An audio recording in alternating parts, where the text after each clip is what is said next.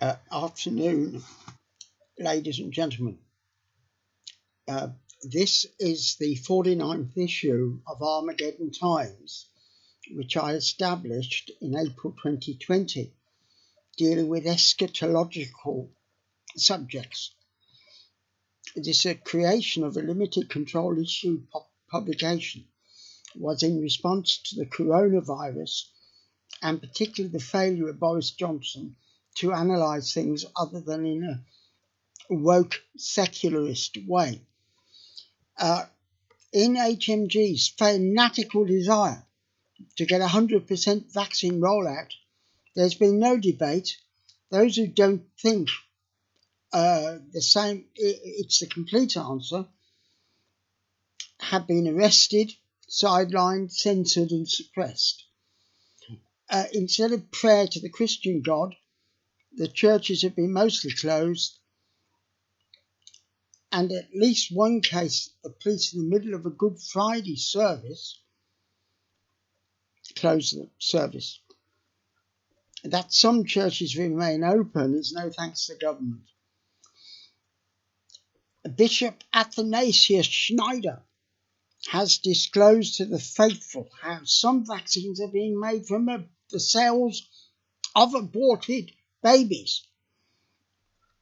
But such ethical issues are not allowed to be discussed. And then there is the Indian variant about to strike the UK, and the Vietnam airborne variant. So making nonsense that we'll ever open up on June the 21st or ever.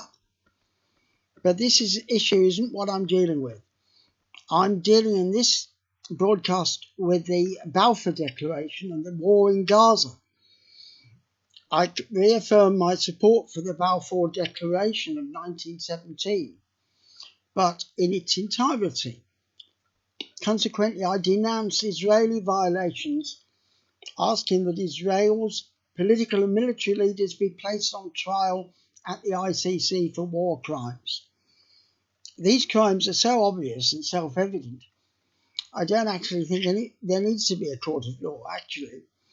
Merely the perpetrators should be held interminably without trial under an international Operation Law and Order. Specifically, no Israeli citizen known to be implicated in the Gaza massacres should be allowed to travel internationally. And it is not only Israelis who should be targeted, but Americans as well. I exempt Blinken, who seems to be trying to do a decent job, but all the other atheistical apparatchiks who infest the Biden White House and who originated, encouraged, paid for and expedited the Gaza massacres should be named and shamed, up to and including the President, but also the Vice President, Kamala Harris, who is married to a Jew, and who, as the Australian Christian lobbyists so convincingly demonstrated, displays overwhelming hostility towards the defenceless unborn and newborn children. But when you cease to respect human life in one instance, as in Roe versus Wade, you don't respect it at all. I'm going to conclude my remarks now. There's a written text which will be up in with this broadcast, where you can see what else I've said. So thank you, ladies and gentlemen. I appreciate you listening. Please support our channel by going to PayPal.